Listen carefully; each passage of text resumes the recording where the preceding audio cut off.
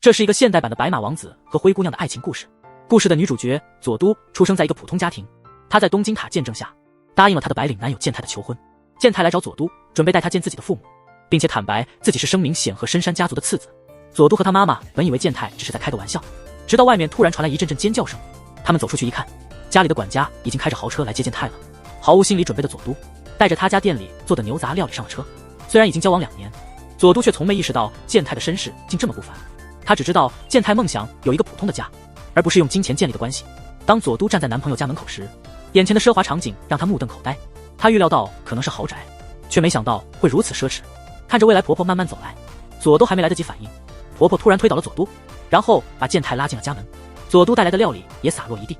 从上方传来深山老爷的声音，他警告健太不要再和低贱的人交往，并告诉佐都要自知之明，别再想着踏入这家门。这番话激怒了健太，他让佐都在外面等着，自己冲进屋里去和父亲理论。这个家族富得流油，从德川时代延续至今已有多年，与普通家庭简直是2个世界。健太还没开口说话，哥哥就开始揭露他们对佐都的调查，说他父亲去世导致他不得不退学，他们家的牛杂店也因为经营不善，经常向银行借款。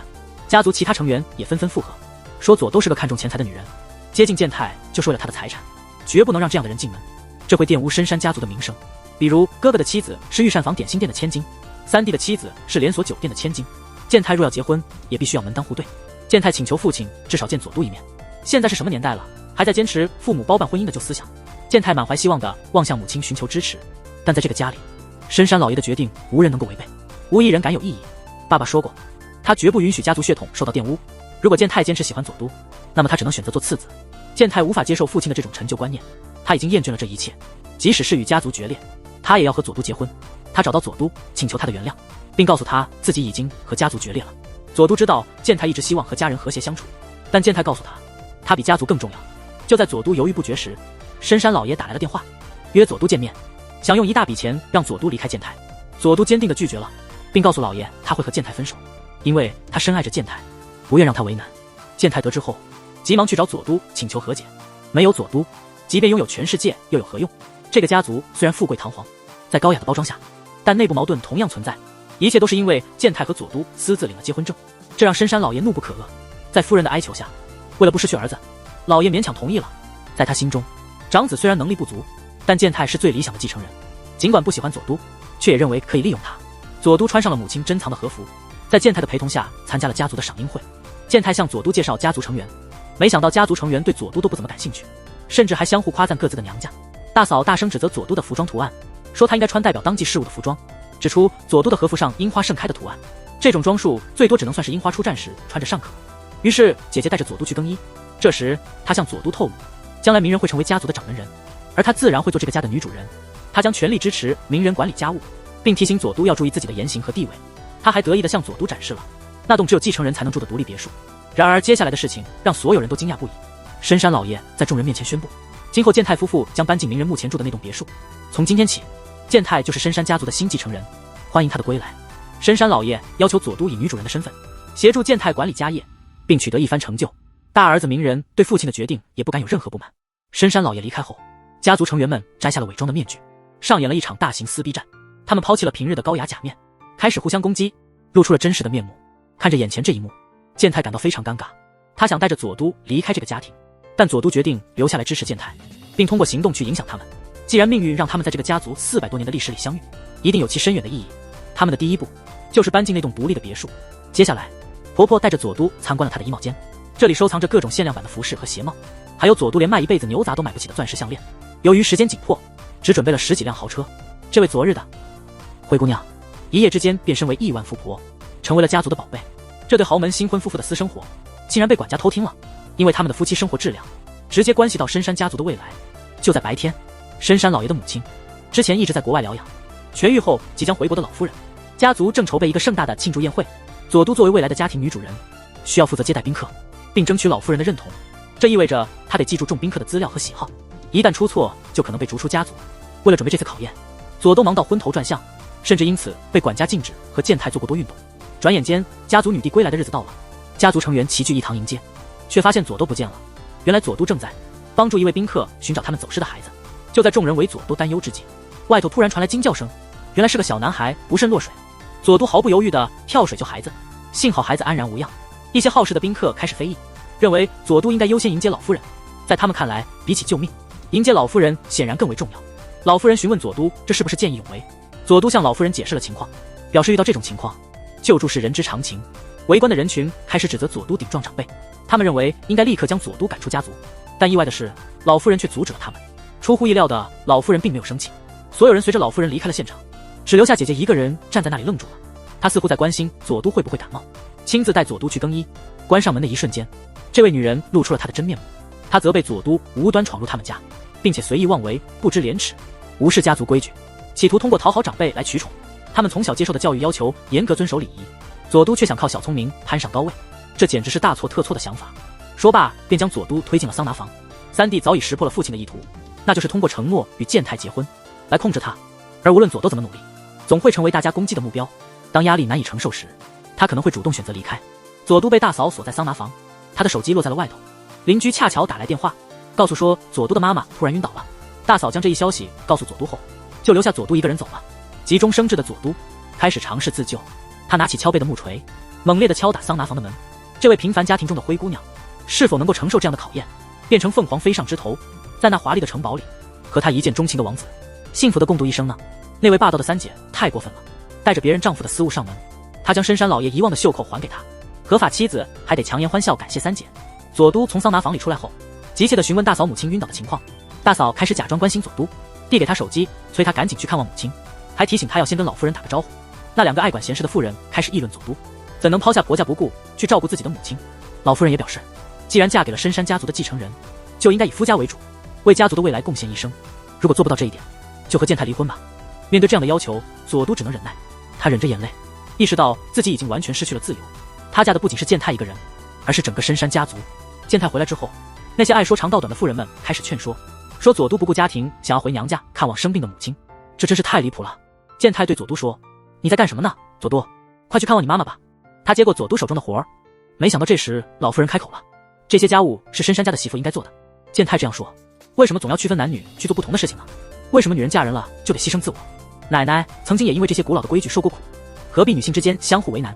她是佐都的家庭和自己的一样重要。”催着佐都赶紧去医院。出门的佐都碰巧遇见了林女士，婆婆出面缓和了局面。那女人还了深山老爷的袖口，说是不小心留在他那里的。不得不承认，这位三姐实在太猖狂，竟敢明目张胆地送货上门。妈妈告诫佐都，既然嫁入了豪门，就要把深山家放在第一位，好好学习高社会的礼仪和技能，成为一位杰出的女主人。回到婆家的佐都遭到了老夫人的严厉责备。佐都对老夫人说，他会和健太一起用自己的方式维护这个家，请求老夫人给予指点和鞭策。严格的指导对他来说是必要的。这番话得到了老夫人的认同。深山老爷也出乎意料地鼓励了佐都，让佐都感到了一丝暖意，这让所有人都感到困惑不解。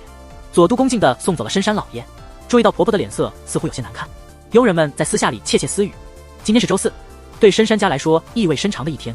佐都参加了礼仪培训，培训中间来了林女士，大家都夸她是知名的珠宝设计师，邀请她一起去喝茶。林女士提到她丈夫今天早些回家，她想早点回去陪伴丈夫。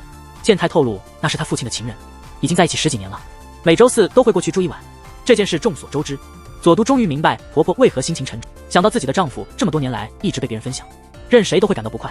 佐都认为该是采取行动的时候了。豪门里的规矩太不近人情，仅仅因为上菜的顺序出了点错，就把辛苦煮制的汤洒了一地，竟然说三姐比她聪明多了，让夫人也跟三姐学习学习。看着公公这样羞辱婆婆，佐都替婆婆解围，说吐司是她拿的，让公公别再去情妇那里。他问公公知不知道婆婆是怎么过每个周四的，这样的做法实在过分。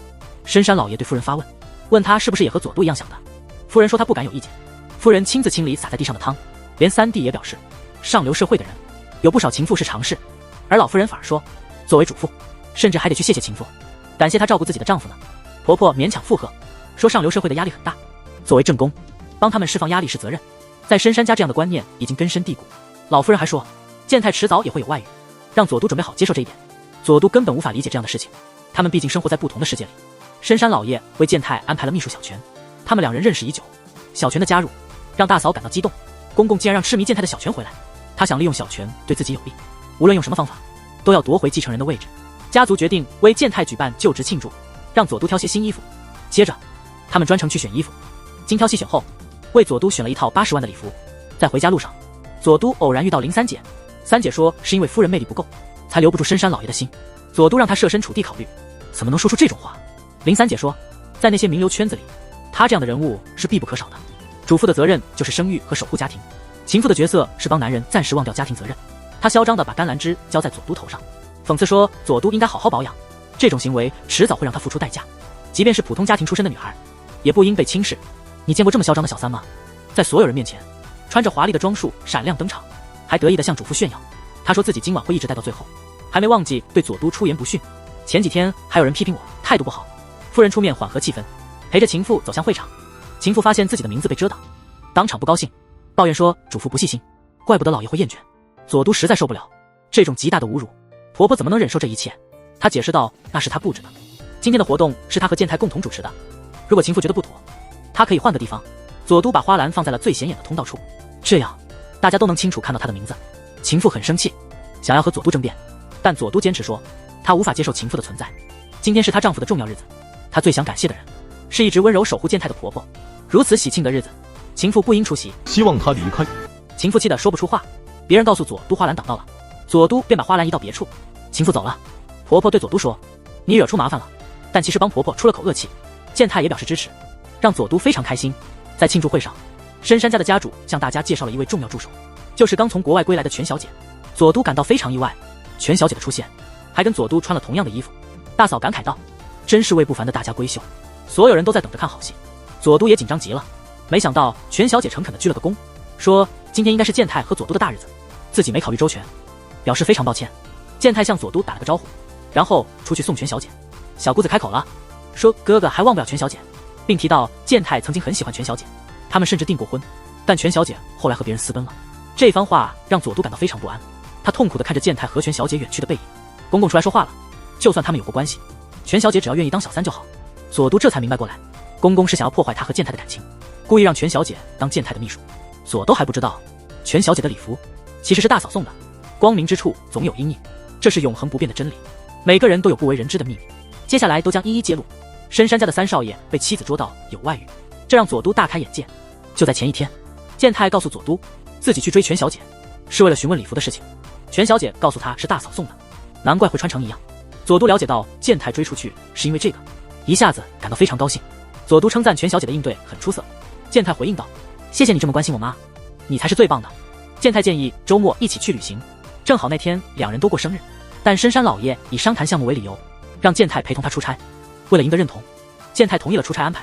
深山老爷还特意提醒佐都，健太对深山集团至关重要，佐都要支持健太，并保证深山家族的正常运作，不能给健太添麻烦。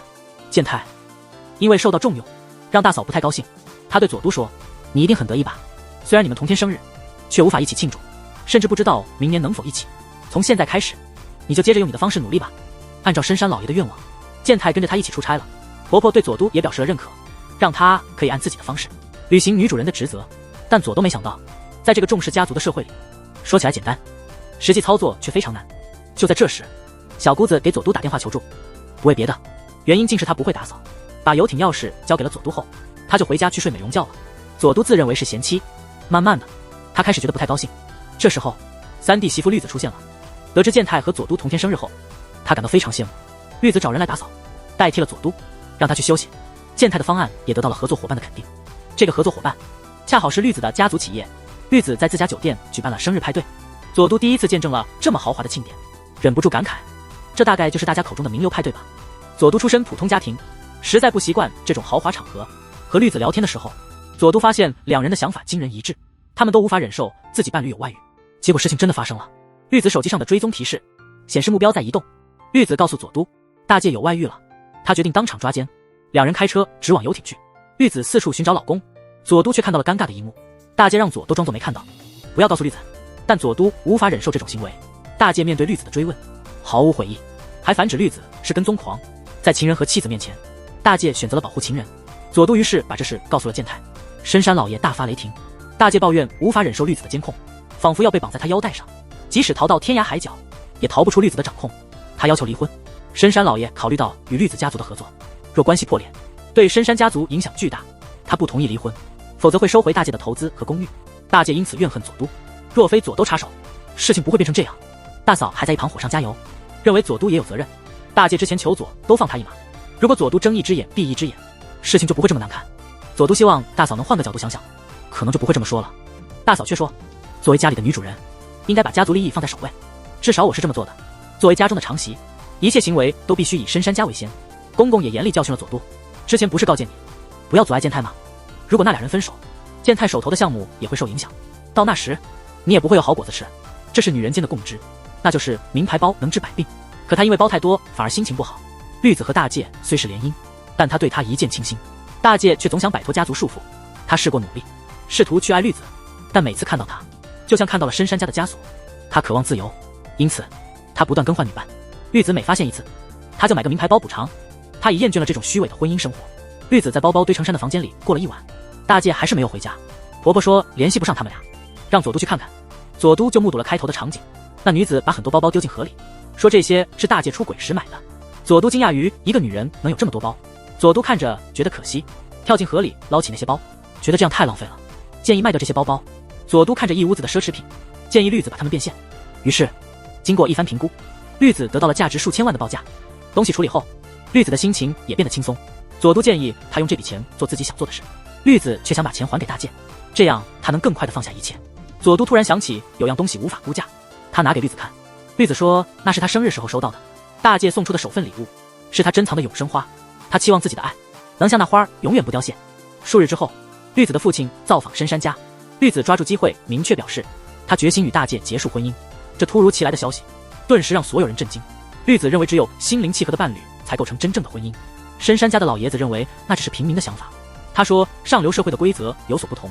绿子坦言他一直感到孤独，为了填补这份孤独，他购买了许多物品。然而物品堆积越多，他感到越发空虚。当他将这些物品售出后，他感觉像是突然豁然开朗。他承认自己并不爱大介，大介现在这段婚姻中也肯定感到痛苦万分。大介坦言自幼就为父命是从，他的一生都在父亲的掌控之下，这让他不知不觉中放弃了自我，连婚姻都是逃避的产物。他总是在逃避，在相互伤害中，他们的陈述却遭到深山家老爷子的强烈反对，因为两家即将合作。对于大介来说，这段婚姻就是他唯一的筹码。绿子的父亲也反对离婚，佐都无法再沉默，他表明支持绿子和大介的决定。他无法坐视两人继续相互折磨，不肯袖手旁观。深山家的老爷质问佐都，他以何种立场发言？佐都说他是站在家人的立场上，他们分手是为了各自的幸福，所以作为家人理应支持他们追求幸福。绿子的父亲责令健太管束好自己的妻子，说佐都的话语太过分，而健太却表示他和佐都持同样的看法，我支持大介和绿子分开。在这个时代，个人不应为了家族或企业牺牲，个人的幸福才是最重要的。面对两位家长的反对，大介和绿子坚定地选择分道扬镳。绿子的父亲宣布终止合作关系。深山家老爷子指出，这次合作原本是提升集团形象的好机会。他劝绿子的父亲三思，提议让健太退出项目，由家中长子鸣人接手负责。绿子的父亲同意与鸣人继续合作。佐都虽然坚持自己的看法，却意外地使健太陷入困境，这是他未曾预料到的后果。家中权威震怒，他决定将佐都逐出家门。佐都应该怎么办才好？他这个豪门中的灰姑娘，因过于多管闲事，反成了王子的阻碍，在家族中引起巨大波澜，事态已经无法挽回。深山家的老爷愤怒至极，要求他回娘家。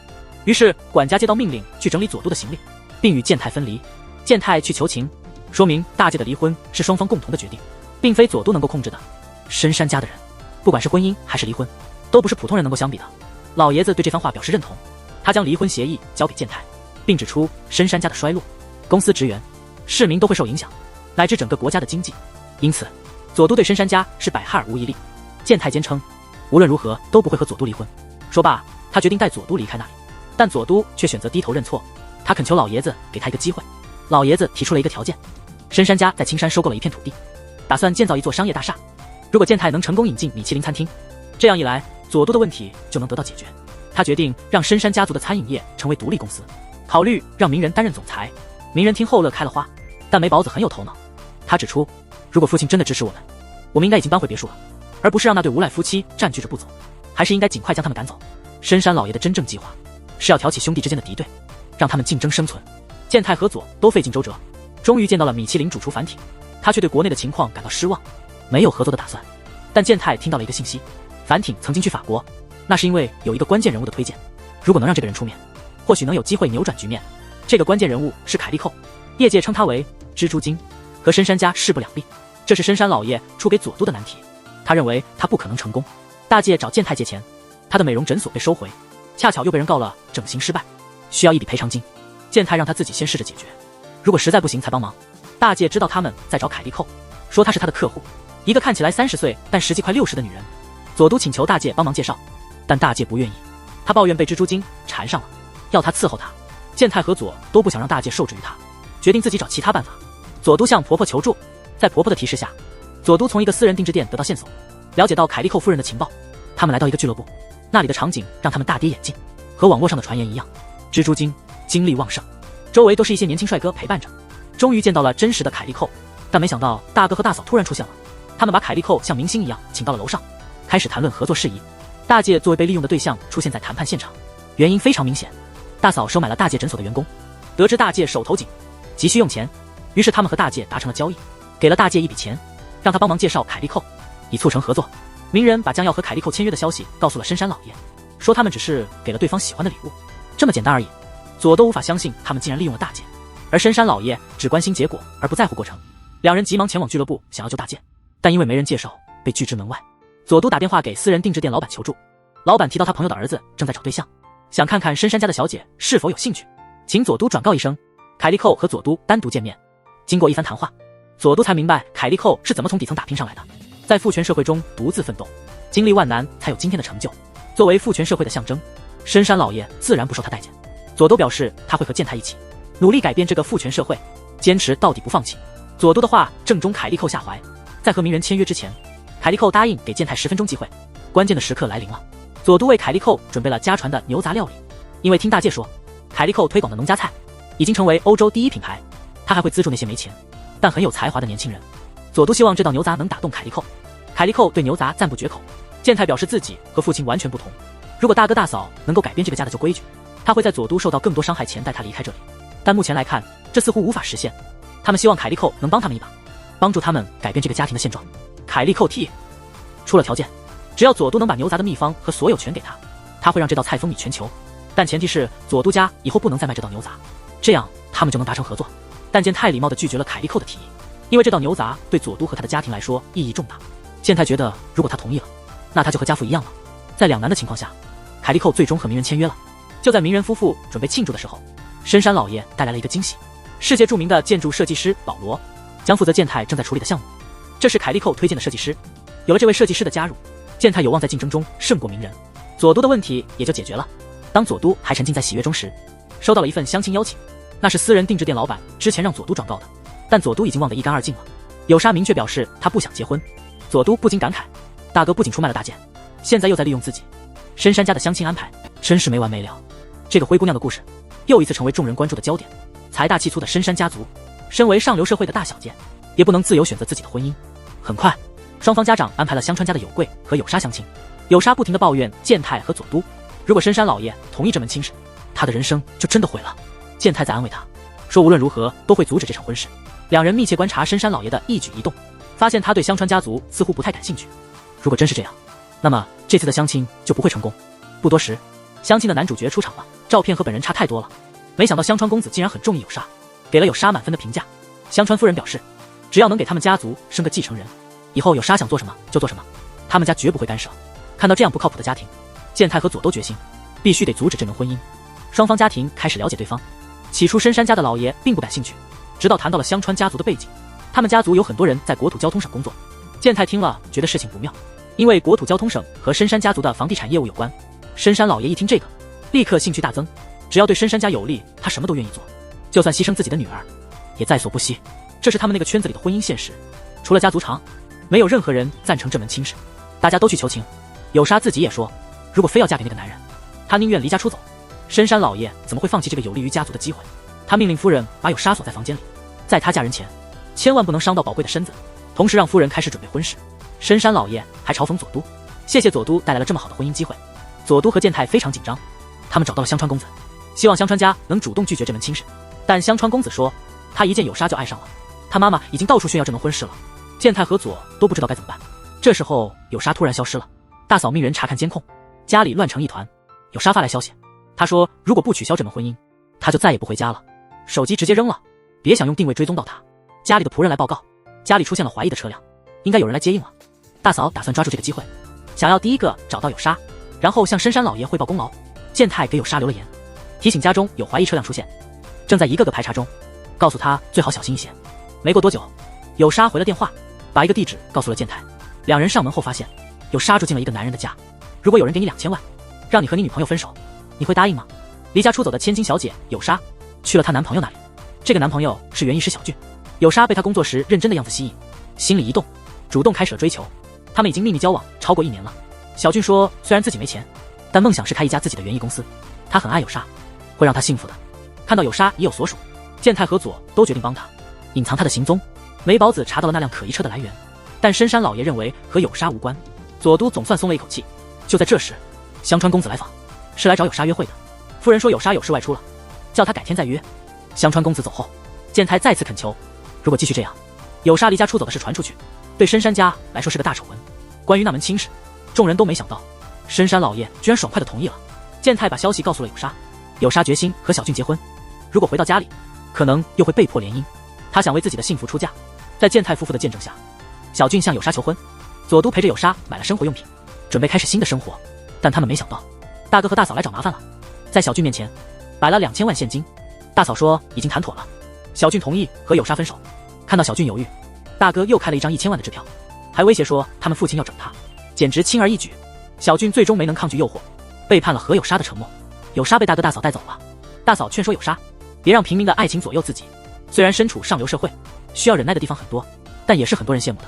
果然，深山老爷轻易的同意取消婚约，是因为香川公子来访时，向健太和左都透露，最近刚见过有沙，猜测他们私下有所勾结，因此假装拒绝婚事，让健太和左都放松警惕，然后派人暗中跟踪。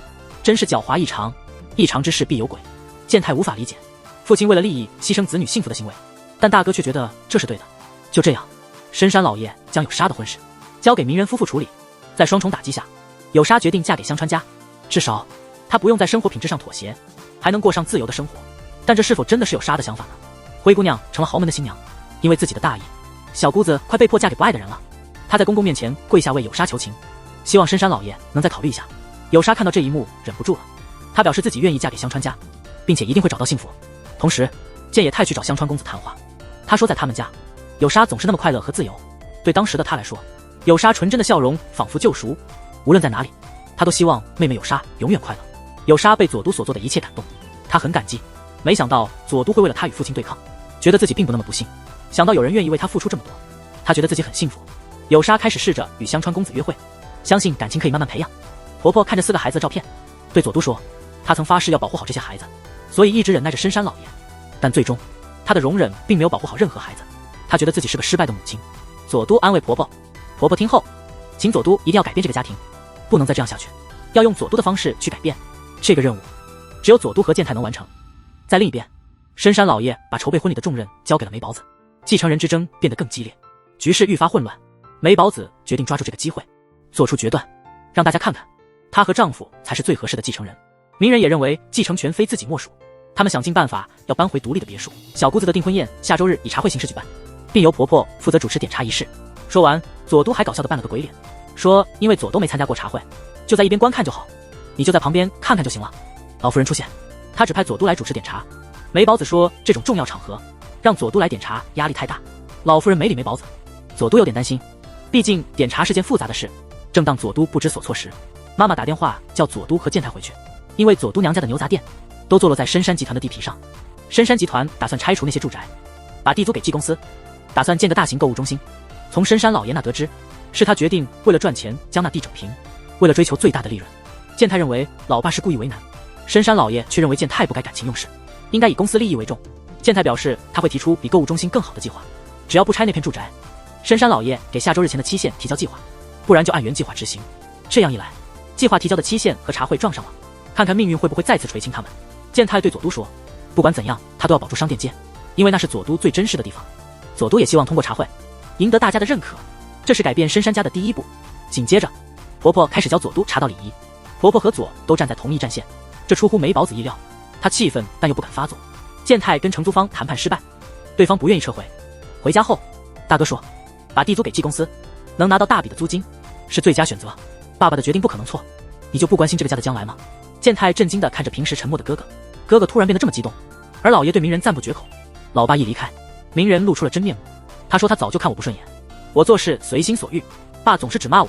作为长子，我一直严格训练成为继承人，你为什么非要跟我争继承人的位置？在这个富得流油的深山家，每天都在演着权力的游戏。兄弟俩即将反目成仇，在婆婆的指导下，持之以恒，佐都终于学会了泡茶。婆婆让佐都回娘家探望妈妈，这让心怀叵测的梅宝子知道了。佐都回到娘家，发现牛杂店一个客人也没有。还没等妈妈开口解释，邻居们就给佐都带来了请愿书，请他转交给深山老爷。妈妈说，因为我们是深山家的亲戚，所以现在大家都避开我们。健太告诉佐都，就算给老爸看联署书，他也不会放在眼里。语法，在自己的地盖购物中心，根本不用征求周围居民的同意。这些请愿书挡不住建设计划，我们可以把这些材料交给租户。健太马上想到了双赢的策略，没想到老爷说，因为这些请愿书，租户担心会有波折，已经提前签好了合同。老爷还对佐都说，那几个挣不了几个钱的破店，还死守着要保住，真是不自量力。佐都反驳说，您不也是不惜一切保护深山家吗？健太说，无论如何，我都要守护那条街，那里的人对我来说就像家人。他告诉佐都不用担心，继续主持茶会，自己会去和商店街的邻居谈谈。深山家族的高端茶会拉开序幕，那帮好事的女士们听说佐都来点茶，都等着看佐都出糗呢。等杀的婆家一到，茶会就可以开始了。出乎意料的是，梅宝子竟然给佐都一个惊喜，佐都的妈妈出现在了深山家，这都是梅宝子策划的。她特意请佐都妈妈参加茶会，还说穿日常衣服就行，让佐都妈妈保密，要给佐都一个惊喜。佐都妈妈被梅宝子引进了宴会厅，大家都惊呆了，这豪宅真是奢华无比。听着周围人的议论，梅宝子装作惊讶，说自己怎么会弄错，本该说是平时穿的和服。这熟悉的场面让佐都意识到梅宝子是故意的。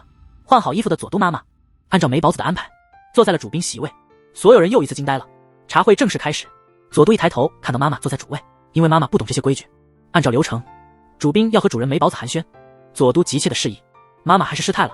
妈妈收到了今天的邀请，梅宝子在这尴尬时刻站出来打圆场，大家都夸赞她，自己的妈妈成了别人的笑料。佐都心里没底，她能主持好这个茶会吗？能得到众人认可吗？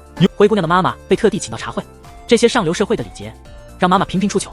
看着妈妈被人取笑，佐都感到不安，但在老夫人坚定的目光支持下，她迅速调整了心态。同时，妈妈还特地向香川贵族的叔叔请教了礼节。佐都镇静地准备好了茶，由梅宝子递给主宾。那些女士们还在等着看佐都妈妈出洋相。只见妈妈慢悠悠地把茶杯图案转向外，有贵叔叔好奇地问，你之前就懂这些礼节了吗？妈妈知道自己做对了，说是刚才向人请教才知道的。茶道礼仪其实是考虑他人的表现。梅宝子端过来的茶图案都是转向我这边的，正是考虑他人的体现。妈妈的话得到了大家的赞同，佐都也为妈妈的表现感到自豪。健太在关键时刻阻止了邻居签合同，因为那合同里有不合理的苛刻条款，根本无法达成。健太希望邻居们把事情交给他来处理，他决心守护这个像故乡一样的商店街。就这样，佐都和健太一起度过了难关。佐都妈妈对自己的失态向老夫人道歉，老夫人说，正确的礼仪只要学习就可以掌握，但更重要的是体贴他人的心意。今天我也从你这里学到了。婆婆打趣地说，懂佐都心情的或许正是我婆婆呢。老夫人也是从远方嫁到深山家，两种文化差异大，最初被家里看不起，过得很艰辛，但她坚持不懈的学习，最终成为深山家受尊敬的女主人。这边梅宝子正沾沾自喜，说茶会的点心是她娘家的御膳房点心铺准备的。有沙婆婆一听立刻脸色大变，提到御膳房的前老板娘是她的好友，却被小三和她女儿用卑鄙手段赶出了家。这意味着深山老爷质问梅宝子。有沙也为佐都感到不公，鸣人劝道，那些都是往事了，不要再提起。但这番话火上加油，深山老爷勃然大怒，明明早已知情，还敢带一个不清白的人进我们家，竟敢对我这个家主撒谎。我欣赏你的唯一一点就是你的顺从，我不想再见到你。梅宝子面临极大的羞辱，自作自受。回想起两人初次相见，鸣人被梅宝子的美丽所吸引，后来鸣人发现了真相，却秘密销毁了调查报告。梅宝子表示，他羡慕那些天生就在上层社会的人，自己出身于一个贫穷且愚昧的家庭，被人轻视。他费尽心力爬到这个位置，却遭遇了这样的悲剧。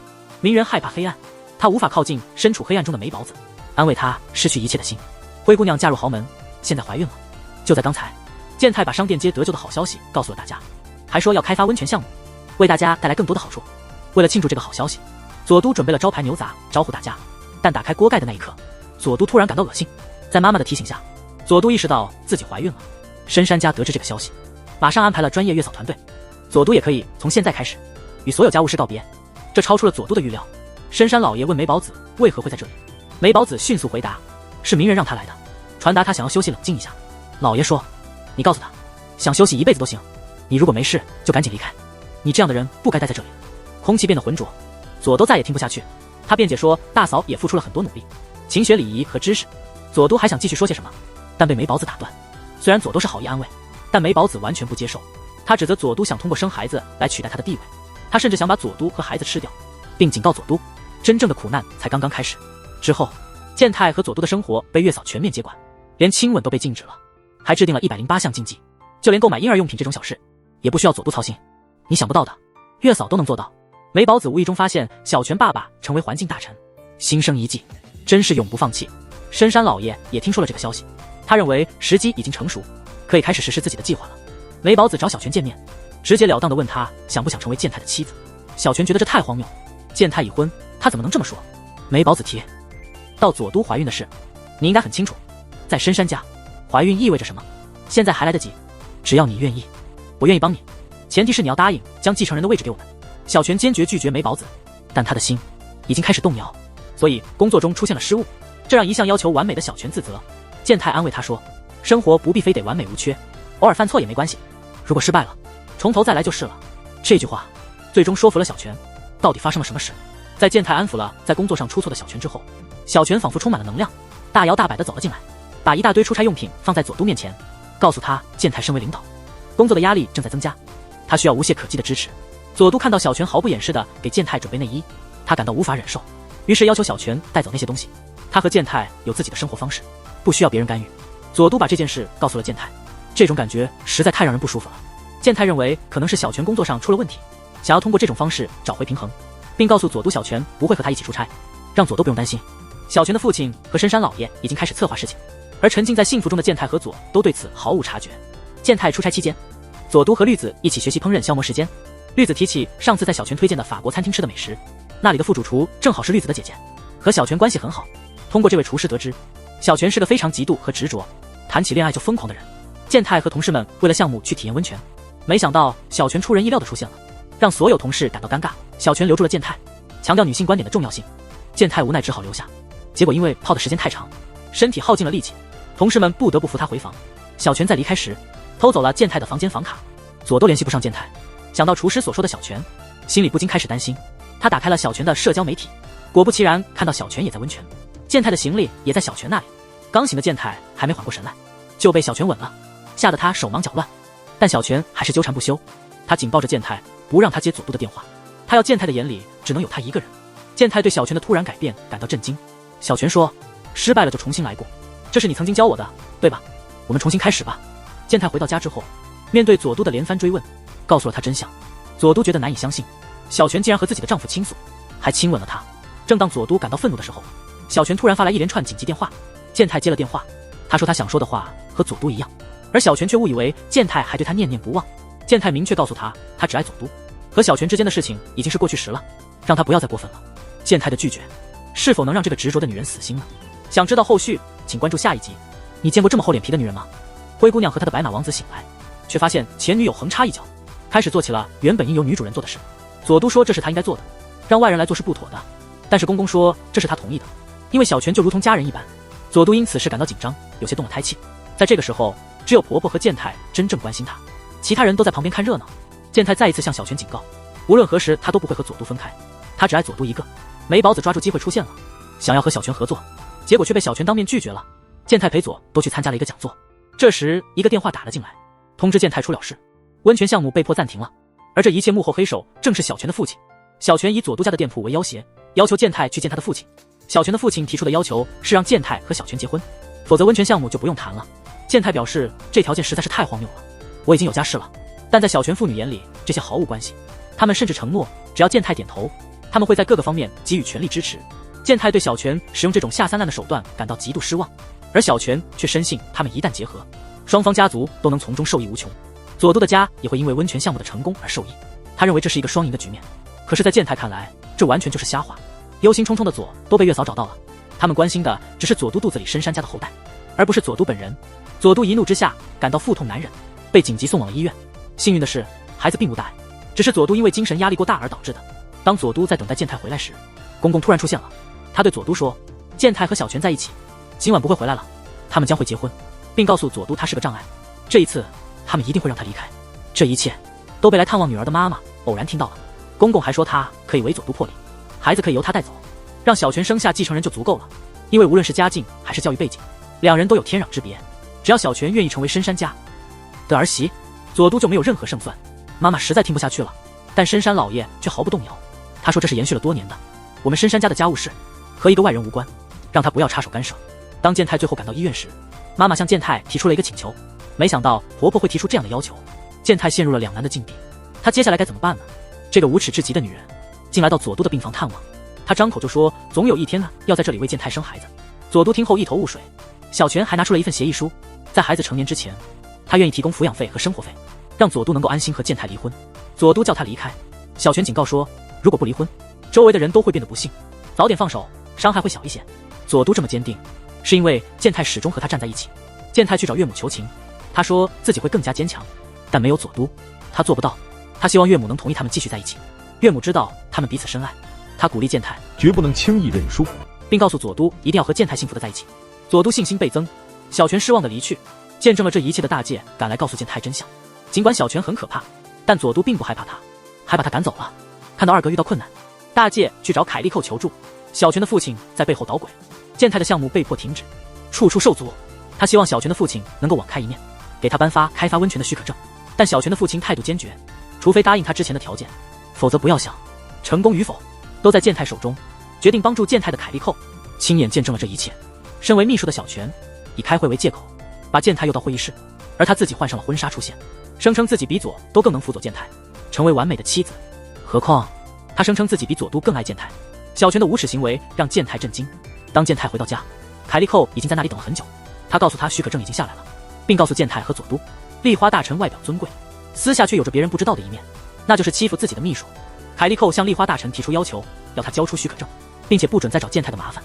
如果他做不到这一点，凯利寇就威胁要把他霸凌秘书的事情公之于众，还有小泉未遂的事情也会曝光。原来小泉在法国留学时曾有一个男朋友，在分手的时候，小泉伤害了对方，他的父亲支付了一大笔钱将这件事情平息，然后将他接回了国。立花大臣将怒气全都发泄在小泉身上，告诉他不需要一个不完美的女儿。他认为健太是一个非常理想的结婚对象，他要想尽一切办法将她得到。小泉表示他已经有了另外的计划。凯利寇过去所交往的男友曾经因为立花大臣的霸凌而结束了自己的生命，他决定利用这次机会来对付他，他决心要做出这个决断。这也是因为佐都。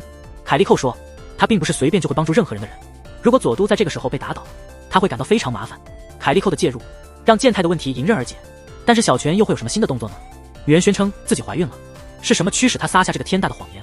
就在刚才，小泉急忙给梅保子打电话寻求帮助。由于许可证已经下发，他与健太的婚事告吹，他自己也面临被迫离职。这样一来，梅保子夫妇就无法成为家族继承人。梅保子是怎样的人呢？他拒绝了小泉的请求，梅保子感到不能坐以待毙，他以送红酒给公公为名上门拜访。没想到公公正因为小泉无法成为儿媳而感到生气，要求梅保子和鸣人从此消失。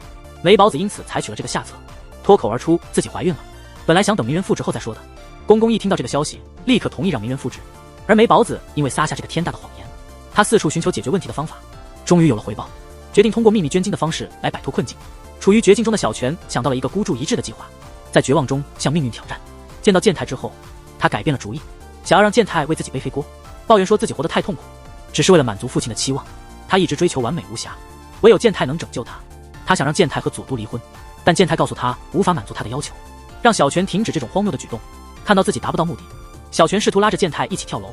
幸运的是，楼层不是很高，两人都没有生命危险。大介说，父亲得知小泉在法国的事情后非常愤怒。佐都无意中听到护士的谈话，没有人去看望小泉，偶然间遇见家中的立花大臣被长辈责骂，他建议立花大臣去探望小泉。立花大臣却说自己花钱培养的女儿没用，他不再和他有任何关系。佐都最终还是心软了，去探望了小泉。他明确表示对小泉的所作所为不会有任何宽恕。那时的小泉已经失去了所有希望，表现出对一切都漠不关心的态度。佐都指责他把大家的生活搞得一团糟，然而他却说不在乎。佐都劝他离开那个像诅咒一样的父亲，开始新的生活。小泉最终做到了这一点。面对父亲因自己的行为曝光而愤怒的情况，他选择告别，优雅地转身离开，完成了华丽的蜕变。在向健太和佐都道歉之后，小泉放下了所有包袱，开始追寻自己的新生活。经历这一切之后，健太更加珍惜与佐都的婚姻。我觉得自己是全世界最幸福的男人。听他这么劝小泉，我真心佩服他。这一生我都不会离开佐都，我会永远保护他和我们的孩子。在一个隐秘的花园角落，梅宝子跟一个陌生男人做了一笔秘密交易，竟然花钱买小蝌蚪，就为了争夺继承人的位置。这个女人真是不择手段，如果她成功了，必定又会引发一场风波，会打扰到王子和灰姑娘刚刚平静下来的生活。深山老爷的妹妹春菜，婆婆向佐都介绍说，春菜姑姑通常住在世界各地的别墅，但每到矢车菊盛开的季节，她都会回来住上1周左右。姑姑听说梅宝子怀孕了，就抱怨不能和自己去逛街了。看着梅宝子吃得津津有味，佐都好奇地问，你不会是害喜吧？梅宝子一听这话，马上装出一副不舒服的样子，搞得婆婆要给她找个佣人。佐都主动提出要陪姑姑去逛街，但姑姑也不是省油的灯，她总有自己的主见。消失多日的名人出现在视频会议上，她一改以往唯唯诺诺的态度，可能会为深山集团带来一个跨越性的发展计划。没人知道这个深山家的长子其实已经另投门下了。姑姑带佐都去追星，她一直迷恋着这个名叫大河的歌手，从他出道就开始追随。看到大河带了自己送的项链，姑姑兴奋极了，但大河却对另一个狂热粉丝眨眼。原来那些粉丝穿的衣服、包包、鞋子都是姑姑送的。姑姑心里不是滋味，一回家就大闹一场。深山老爷质问他，你是不是还在养那个不明身份的小伙子？姑姑回对深山老爷，我才不要你那些从爸爸那里继承的钱，你拿它去养外面的女人吧。深山老爷决心不再给妹妹钱花了。佐都德在确认了性别后立刻向我汇报，毕竟谁能忍受再多一个负担呢？健太把自己的担忧告诉了佐都，虽然大哥回归了工作，但始终没露面。健太有种不祥的预感。梅宝子也因为找不到名人而焦虑，佣人禁止他喝酒后，他只好坦白，其实他并没有怀孕，并提醒佣人保密，一旦谎言说出口就再也收不回来了。为了维持表面的平静，他必须尽快找到名人。钟情于插花的姑姑在逛街时，只要看到跟大河同名的蛋糕店也要去支持一下，每次看到这个名字他都忍不住心跳加速。佐都还没来得及聊婚后生活，就被沙婆婆训了一顿，说有沙不能吃甜的，因为会让身体变酸，而只有碱性体质才能生出男孩。于是拉着有沙回家准备怀孕。深夜，春菜姑姑悄悄闯入了深山家的宝库。第二天，那个歌手大河来访，姑姑借此机会送给他一块手表作为礼物。知识渊博的健太惊讶的下巴都掉了，偷偷问姑姑哪来的那么多钱。姑姑叫他别多嘴，说自己钱多的是。大河评论说佐都这么美丽，不管是儿子还是女儿一定都很可爱。姑姑一听就高声叫喊，一定要是个男孩，如果是个女孩的话，注定会是场悲剧。佐都不明白为何大家都如此直白的给他压力，非让他生个男孩。婆婆出来解释，如果不生男孩，就得找外人来继承家业。如果有人因为不满外人继承而引起纷争，可能会导致整个家族的灭亡。家里的女性都背负着这样的使命，要生出男孩来守护家族。现在有沙也肩负着同样的使命，这是他无法逃避的宿命。这才让佐都明白了，在这个家族生孩子的重要性。那么佐都怀的孩子究竟是男是女呢？富裕的深山家族即将迎接一位贵客，深山老爷特地吩咐要展示藏宝阁里的珍贵古董，因为这位贵宾是香川家的亲戚，同时也是国交省的官员，以及一个古董收藏爱好者。他听说深山家有古董，便急切地想要前来欣赏，并且嘱咐香菜姑姑那天不要出现，他不愿外人知晓深山家里还有这样一个未婚的老女人。紧接着，婆婆发现最珍贵的古董不翼而飞，那位贵宾正是冲着她来的。家人们开始四处寻找，佐都却注意到姑姑的异样，想到了她送给歌手的手表，于是佐都找到了一家叫大河的古董店。果然，店主展示出了那个失窃的花瓶。健太软磨硬泡，威逼利诱，店主终于同意以2000万现金赎回。两人回家找姑姑筹款，但姑姑说钱已经花光，婆婆说不能去银行取款，否则家主会知情。无奈之下，佐都和健太找到歌手拿回了手表，并将花瓶赎回。姑姑以为她的追星梦要破灭了，佐都却告诉她，大河很感激她一直以来的支持，以后不必再送礼，她的支持就是对她最好的礼物。姑姑是深山家的女儿，自小体弱，因为担心她生不出继承人而未能出嫁，感觉对家族无用，但她对大河有用，这让她感到自己并非一文不值。婆婆也赞赏春菜的插花技艺，请求她为贵宾准备花艺。梅宝子突然接到失联多日的名人电话，按照她给的地址去找他，从信封中拿出了竟然是名人准备的离婚协议。名人要求她乖乖签字。梅宝子感到名人的口吻不寻常，他说没有他什么都做不了。难道你不明白吗？这句话让梅宝子意识到了什么。名人声称自己已经改变了，他要向那些轻视他的人证明自己，让他们看看他的能力。包括梅宝子在内，这个假装怀孕的女人艰难地找回了失踪的丈夫，却接到一纸离婚协议。她发誓要不惜一切保留自己的深山梅宝子身份。佐都和健太去做产检，得知了宝宝的性别，还没来得及告诉家人，就被姑姑的花艺所吸引。深山老爷却怪罪他不应在贵重花瓶中插花，命令他快消失，别添麻烦。佐都正要为姑姑辩护，这时有沙公婆带着贵客来了。贵客看到花瓶和鲜花后，大家赞赏，对姑姑的花艺技艺赞不绝口，出乎所有人意料。贵客离去后，有沙婆婆求教佐都怎样怀上男孩。佐都说自己怀的是女孩，健太补充说是今天产检才知道的，还没来得及告诉大家。有沙公婆听后立刻走了。深山老爷对此非常失望，家族需要男丁，女孩至少能找个门当户对的嫁出去，对家族有所贡献。佐都反驳说，不要把责任强加给我的孩子，男孩就得继承家业，女孩就得联姻，孩子无论男女都有他们的价值。健太表示不会让孩子成为家族的牺牲品。深山老爷质问健太，是想毁了深山家的祖先们拼命传承下来的血脉吗？健太说，他是因为想要守护，更要勇于改变。深山老爷说，健太还没资格做决定，在这个家族，每个人都背负着由出身决定的职责，遵从传统接替家业的命运。没人料到会有人质疑这个规矩。作为深山家的女儿，从出生那刻起就注定要肩负重任，这问题不是那么容易解决的。姑姑接到贵客的邀请去办展览，向佐都和健太告别。由于是女儿，照顾佐都的3个佣人也被解雇了。时间又过了一段，深山老爷让夫人召集梅宝子过来，假装怀孕的梅宝子正借酒消愁。佣人传达这是最后通牒。带着不安的心情，梅宝子面对公公，公公直接问梅宝子是不是撒谎成性。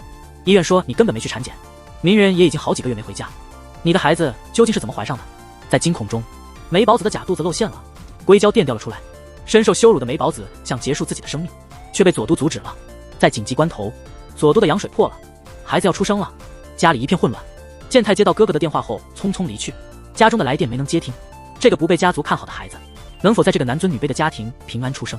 佐都终于要生产了，因为突发情况，在众人帮助下，佐都在客厅像生蛋一样生下了女儿，随后才被送往医院。除了深山老爷，其他人都为新生儿的到来感到欣喜。在喜悦中的健太回想起大哥刚才对他说的话。出院后，佐都望着那个豪华的婴儿床，原本以为是为自己的孩子准备的，却被公公阻拦。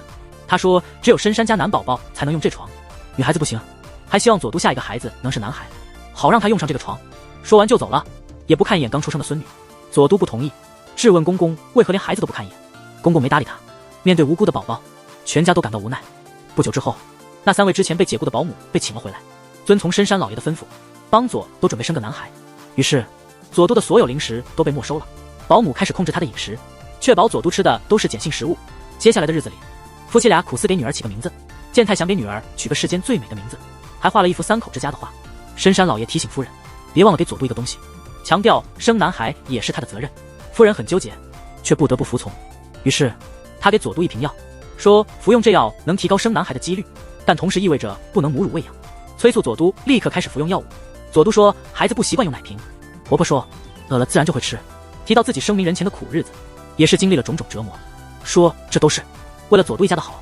孩子的名字还没定，爷爷就已经为他定下了婚事，要佐都好好教养女儿，随时都不能丢掉深山家的脸。健太反对随意决定孩子的未来，深山老爷则说连个儿子都生不出来，不配当妻子，起码让女儿有点价值吧。家里的气氛让佐都开始犹豫，如果不生出儿子，这般折磨看来是不会停的。但孩子还这么小，佐都心疼，让他只能喝奶粉。于是他和健太做了个决定，那就是不吃内药。公公坚称我得守护深山家的传统，既然你嫁入本家，生个儿子就是你的职责。健太上前跟父亲争执，希望父亲别把过时的观念强加给他们，可父亲不愿意听。推开健太时，意外发生了。健太在保护父亲时撞到了头。晚上，佐都因为想吃巧克力而哭了，幸好健太懂他，偷偷准备了惊喜给他。这个家只有此刻能得到片刻安宁，他们还梦想着未来的美好，却不知灾难即将来临。一觉醒来，健太失去了记忆，医生说可能是半年前的坠楼事故后遗症，这次因为头部受伤而触发，记忆出现了断层，现在还不知道失忆是暂时还是永久。在沙的验证下，健太的记忆停在了大学时期，他忘掉了佐都和孩子。佐都伤心地带着孩子离开，却被公公告诉，因为健太失忆，佐都对他而言就是陌生人，所以让佐都带着孩子搬去别的院子，而健太留在主院。趁健太失忆的机会，深山老爷开始给他灌输保守的思想，告诉他自己是家族的继承人候选。就在这时，大哥鸣人出现了，宣称要和健太争夺家族继承权。此刻的鸣人态度突变，直截了当地告诉健太，两兄弟是敌对的，然后转身向父亲保证，要和梅宝子离婚。那个女人不配做深山家的一员，他还想留在这里照顾健太。老爷子答应了，让他们共同振兴深山家。一夜之间，曾深爱的丈夫变成了一个不认识的人。佐都悲痛欲绝，但当他发现失忆前健太为孩子挑选的名字列表，决定将女儿命名为深山岭，知道这是健太深思熟虑的选择之后，佐都带着健太来到东京塔下，那里是健太求婚的地方，希望这能帮助他恢复记忆。尽管如此，健太仍然想不起任何事，甚至拒绝抱自己的孩子。仆人急匆匆通知梅宝子，鸣人回到了深山府上，看起来脚受了伤，需要用轮椅移动。大哥回到公司了，面对失忆的健太，鸣人表示这段时间会帮忙处理公司事务，毕竟他们是亲兄弟，但不管谁成为继承人，都不能彼此怀恨。不久之后，站在鸣人背后的神秘人万野现身，他希望鸣人能够掌控深山家，并与自己的公司深入合作。因为记忆丧失，健太对目前的生活感到陌生。他对父亲说，自己感到身为深山家后代的自卑。虽然现在记忆不全，但这种感觉依旧存在。他也没有信心成为继承人。父亲告诉他，继承人需要能够忍受孤独，耐得住寂寞，哪怕万人唾弃，也要愿意接受。而鸣人明显不能承受这样的重压和孤独，他和普通人一样，没有资格站在那个位置。这些话让人深思。鸣人在一边偷听了这一切。与父亲谈过后，健太决定搬回辅助住宅。在他现有的记忆中，那是准备给未来家主的住所。他决心要成为一个合格的家主，这是他唯一的目标，所以必须赶紧恢复记忆。愤怒的鸣人联系了背后的黑手，要求停止对健太的攻击行动。俗话说得好，老婆总是别人家的好，孩子才是自己的宝。但这个男人却耐不住自己孩子的哭声，因为记忆丧失，他甚至把自己画的亲子画扔到垃圾桶里。不管佐都怎么解释，他都回想不起任何事情。他选择离开公司，而鸣人在找文件的时候，偷偷复制了一份重要项目的资料。佐都不确定健太何时能恢复记忆，如果他永远想不起来怎么办？沙来鼓励他，说二哥不可能忘记佐都的。梅宝子拿着驱逐令找到鸣人，质问他这是什么意思。鸣人解释说，这是请梅宝子搬出的合理安排。梅宝子当然不愿看到自己多年的心血白费，也不愿失去深山梅宝子这个称号，这让鸣人感到痛苦。因为多年来，梅宝子追求的只是深山家长子妻子的名分，而不是真正的爱情。说罢，他命令仆人将梅宝子抬出去。吃饭时，孩子开始哭闹，健太竟然选择忽视，连饭都没吃就离开了。这与以往体贴入微的健太截然不同。而高兴的是老爷子，他一有机会就在健太面前诋毁佐都，说佐都是深山家的祸害。他不守家规，拒绝服用辅助生育继承人的药物，这样下去，佐都迟早会让深山家走上灭亡之路。因此，健太带着药物找到佐都，表示他有责任保护深山家的未来。作为他的妻子，佐都也应该承担这个责任，所以佐都需要遵守家规，并服用助孕药物。佐都反驳说他不能不顾女儿，他还太小，而且这也是之前健太同意的事情。健太坚称这是守护家族的方式，为家族做牺牲是必要的，他不能让深山家在他手上衰败，要求佐都服从家规。此刻的健太简直就是深山家老爷的复制人。佐都无法认同眼前这个陌生的丈夫，他提出分手。健太把分手的消息告诉了父母，老爷子听了非常高兴，终于可以摆脱一直碍眼的佐都了。健太的母亲却很焦虑，她知道这是家主的阴谋，她敦促健太尽快恢复对佐都和小岭的记忆。深山老爷子声称，那样的女人不配为深山家的一员，她只是众多可替代的人之一，反正是女儿，想带走也没关系，对深山家并无大碍。梅宝子获得了一个关键消息，他偷听到了鸣人和万野的谈话，知道了鸣人要打击深山集团的计划。鸣人还把那个能够摧毁深山家的 U 盘交给了万野。准备离开深山家的佐都回忆着与健太过往的幸福时光，这个打击对他来说太突然了。他突然失去了那个深爱的丈夫，虽然不舍，但失去了原来的健太，在这个家继续留下已无意义。这个许多人羡慕的上流社会家庭，其实背后隐藏着不为人知的复杂矛盾。深山家此刻正走向毁灭的倒计时，这位曾是灰姑娘的佐都，在这一刻带着孩子决定离开深山家。正如那句老话说的，压迫哪里，反抗就起哪里。忍受多年的夫人终于爆发，开始罢工行动。深山家变得空荡荡，只剩下父子俩对坐。深山老爷还满不在乎地说，夫人很快就会屈服回来，因为除了这个家，他无处可去。夫人在宣泄完不满之后，终于感到轻松一些。她去找佐都的家人，认为应该向佐都道歉，因为佐都嫁过来后一直受尽委屈，婆婆感到十分内疚。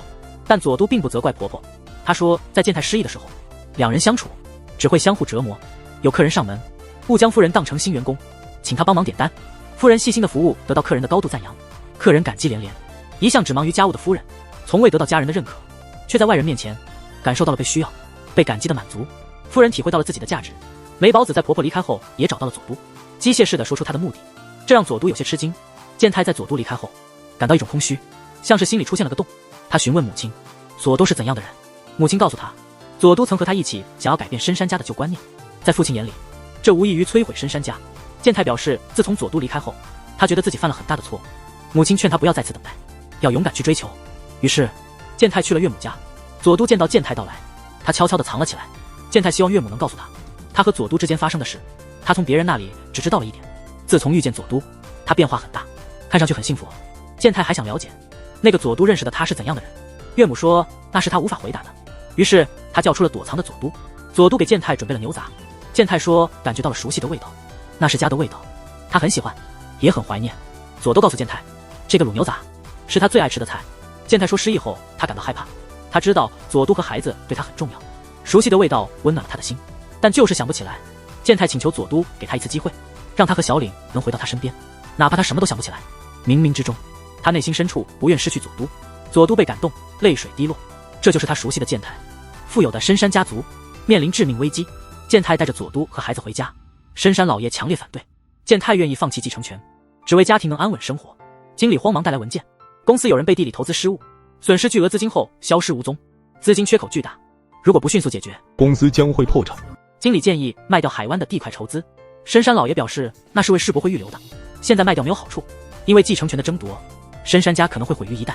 佐都告诉健太，梅保子曾说过，大哥和万野勾结，想要拖垮深山家。就在这时，万野社长出现了，他打算买下深山家的一块土地，帮他们摆脱目前的窘境。但深山老爷似乎早有应对，他坚决拒绝了万野社长的提议。万野向鸣人透露，多亏了鸣人提供的内部资料，他把涉事员工和资金隐藏了起来。如果深山家1周内不能解决亏空，将会彻底完蛋。鸣人听到这个消息，却感到一点也不快乐。因此，当健太找到他时，鸣人直言不讳地坦白了一切，这一切都是他策划的。健太无法理解哥哥的所作所为，鸣人解释说，因为健太厚颜无耻地与他争夺继承权，父亲的目光永远只在健太身上，他对健太的憎恨刻骨铭心，是要毁掉健太。而现在，健太却放弃了继承人的位置。健太表示他一直尊敬哥哥，也知道哥哥一直在努力，所以他愿意退出继承权之争，并且跪地请求哥哥，希望哥哥所承受的痛苦能在这一代就此结束。此时的鸣人幡然醒悟，他向梅保子坦白，他根本不想成为继承人，只是想要父亲刮目相看，希望得到父亲的认可和赞扬，所以他还是决定和梅保子离婚。梅保子放下往日的刚强，轻声地对鸣人说，其实他靠自己也能有美好的结局，他之所以嫁给他，并不是因为他的家世或身份，而是因为他真心需要他。鸣人得知深山公司的资金被转移到了海外账户，在大家束手无策之际，绿子如同雨后春笋般出现了，他拿出了娘家全球连锁酒店的接待清单，希望这能帮到健太。同时佐都也联系了凯利寇，寻求帮助。没过多久，那位员工终于被找到，健太和鸣人一同去取钱。公公也向佐都透露了，他早就觉察到鸣人有些不正常，没想到鸣人真敢冒犯权威。佐都为鸣人辩护，认为这一切都是公公造成的，但公公反驳说，在佐都成为家人之前，家里每个人都很顺从，现在却因为佐都，大家都变得不听话了。佐都还想要回嘴，这时接到了健太的电话，账户里1分钱也没有，鸣人被万野利用了，深山家族受了骗。听到这消息的深山老爷突然改变了态度，声称自己已有应对之策，已经找到了一位投资者，不过需要在家中接待他讨论签约事宜。因此深山老爷问罢宫中的夫人，这是你的责任，你准备怎么处理？作为家的女主人，难道你不打算接待这位重要客人吗？平时是3个女人一台戏，现在6个女人同台，又将掀起何等波澜？将决定深山家命运的贵客即将抵达，而九美夫人却决定继续罢工，因为公公拒绝撤回侮辱她母亲的话。佐都决定替代婆婆去迎接这位贵客。健太了解到子公司正在亏损，但他并未告知投资者，而且所有人都被禁言了。在佐都周到的招待下，那位贵客对佐都的处理方式大加赞赏。接下来就是签约的环节了。就在投资人准备签字的一刻，健太阻止了他，并且坦白了子公司的亏损情况。投资似乎成了泡影，深山老爷的脸色难看至极。他试图制止健太，但健太不愿意用欺骗的方式得到帮助。我不愿意让佐都小姐的热情好客白费了。佐都说他和健太的看法是一样的。老爷子突然开口，在商场里，女人的意见算不上什么，女性们少在这里大放厥词。听到这些话，隐藏着的女性们忍无可忍。在凯利寇的带领下，那些受害的女性们站了出来，女性们开始陈述自己的不满。老爷子却以维护家族为由，说这些牺牲是必须的。佐都回应道，我们都希望保护这个家，我们能够在保护的同时，向着更好的方向改变。以后无论是保护重要的人，还是追求各自的幸福，我都不会有任何畏惧，也会活得更加自由。在佐都激情澎湃的发言之后，投资人竟然决定和健太签约。由于深山老爷的谎言，投资人拒绝了他。这位一向傲慢的老人灰溜溜的退场了。佐都感谢大家的帮助。深山老爷一头雾水，跪在祖先的画像前。老夫人说道，即便时代在变，深山家还是稳如磐石，这难道不足够吗？深山家的家主之位从今天开始就交由健太承担了。而深山老爷从此销声匿迹，流落街头的老爷子偶然看到万野被法律制裁的新闻，健太让公司运营的风生水起，老头子心情大好。夫人也找到了他，看着这副落魄的样子，夫人劝他说，我虽然不会赚钱，但支持丈夫就是我的职责，作为前家主，你应当做一个值得尊敬的人。深山老爷来到佐都娘家的牛杂店，品尝着世间的美味，那是健太最喜爱的味道，现在全交给佐都来负责了。接下来是时候为佐都和健太补办婚礼了。如今的佐都已经完全赢得了所有人的心，深山老爷和夫人也开始享受着抱孙子的乐趣。绿子和大姐的感情也比结婚时更加甜蜜了，家里人其乐融融，看着眼前超级漂亮的新娘，你真的超级美。佐都现在不再是小姐，这时候的健太思绪万千，这真是个大团圆的结局。